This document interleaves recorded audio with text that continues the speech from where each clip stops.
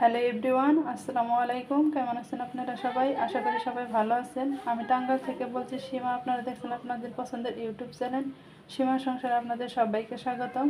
আজকে আমি করে দেখাবো তান্দুরি চিকেন। তান্দুরি চিকেন করার জন্য এখানে আমি তিন পিস চিকেন নিয়ে নিছি। এই চিকেনটা আমি এরকম করে নিয়ে নিছি।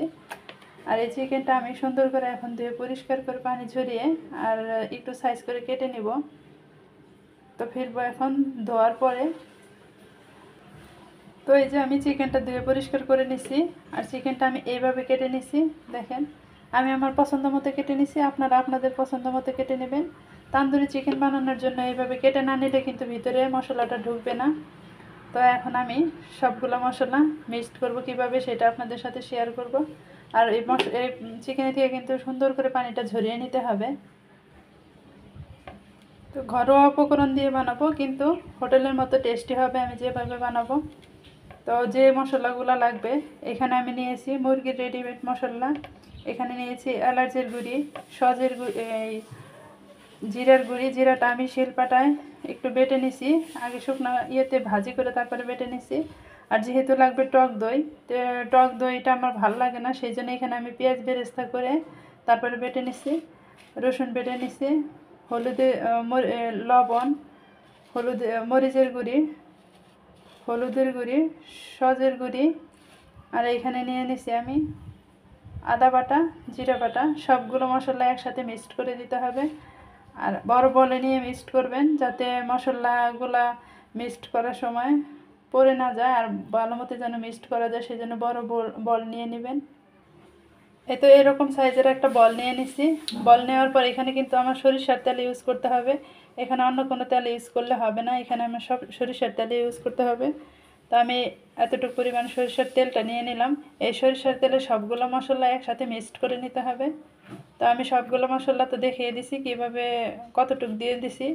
আপনাদের চিকেনের উপর ডিপেন্ড করবে মশলাগুলো, যে যতটুকু দিবেন।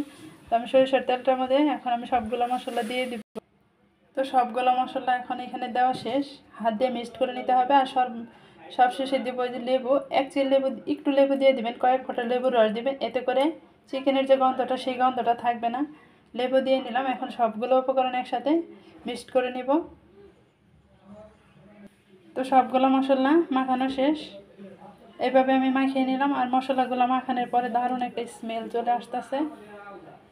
তো এখন আমি এখানে একটা একটা করে চিকেন দিয়ে দিব, দিয়ে সবগুলো চিকেনে কিন্তু মশলাগুলো ভালো মতো মিক্সড করে নিতে হবে। আর এই দিক দিয়েও কিন্তু ভালো মতো দিয়ে দিতে হবে, তাহলে কি মশলাটা ভিতরে ঢুকবে। তো এখন আমি সবগুলা চিকেন এইভাবে মাখিয়ে নিব। সবগুলো মশলা কিন্তু চিকেনের সাথে মিক্সড করে নিয়েছি।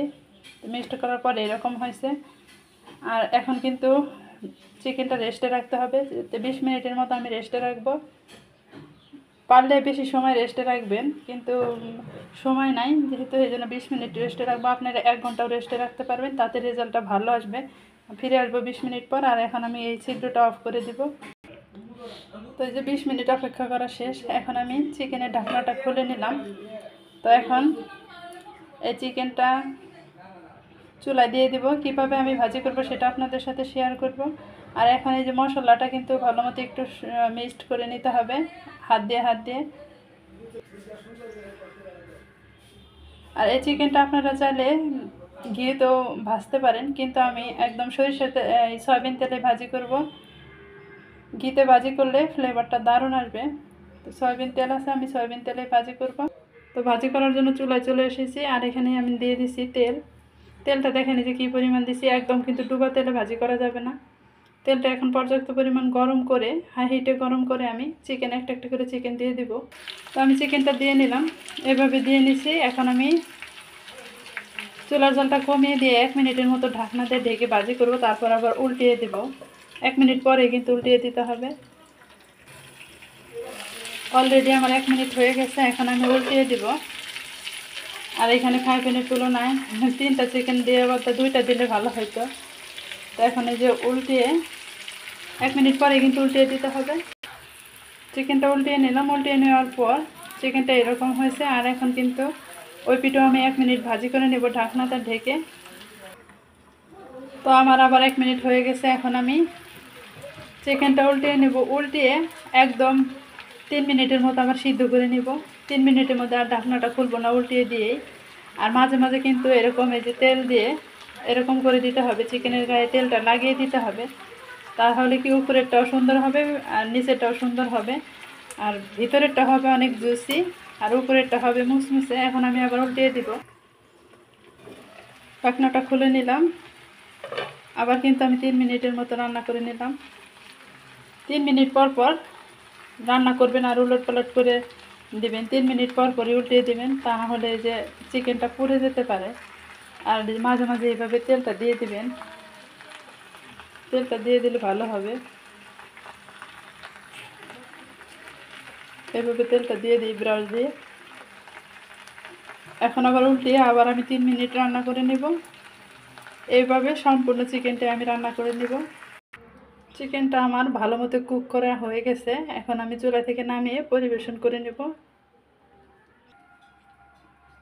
এই যে রেডি হয়ে গেছে আমার তান্দুরি চিকেনটা, আমি চুলা থেকে নামিয়ে পরিবেশন করে নিলাম। ভিডিওটা ভালো লাগলে অবশ্যই কিন্তু সাবস্ক্রাইব করবেন, আমার চ্যানেলের সাথেই থাকবেন। আর চিকেনটা চুলা থেকে নামানোর আগে চিকেনটা একটু কাঠি দিয়ে চেক করে নেবেন যে চিকেনটা সিদ্ধ হয়েছে কিনা। অল্প উপকরণে দেখিয়ে দিলাম চিকেন, তান্দুরি চিকেন।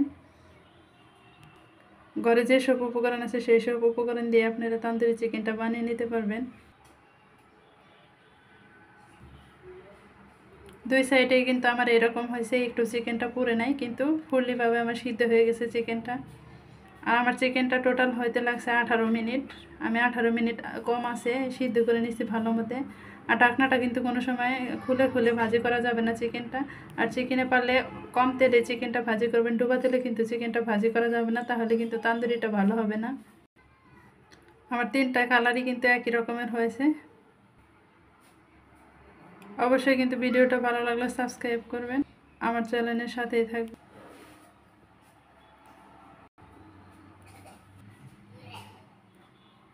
ঘরেই দেখেন কত সুন্দর করে বানিয়ে নিলাম চিকেন তান্দুরি। তো হোটেলে যাওয়ার আমার কোনো প্রয়োজন নেই, আপনারা বাসায় এভাবে বানিয়ে নেবেন তান্দুরি চিকেনটা। আসসালামু আলাইকুম, আল্লাহ হাফিজ।